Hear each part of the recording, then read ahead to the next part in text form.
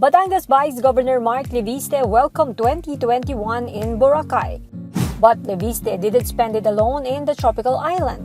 He brought along his 3 kids and members of his staff and their children. Leviste welcomed the new year by sharing his blessings to them. The gesture, the politico said, is meant to show his gratitude and to re-energize them for the new year.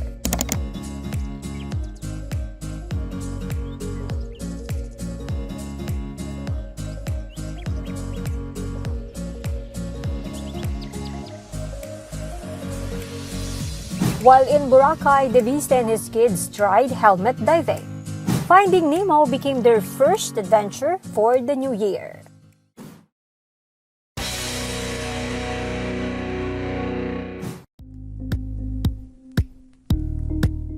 Thank you for watching Politico TV. Please like and subscribe to our channel for more videos.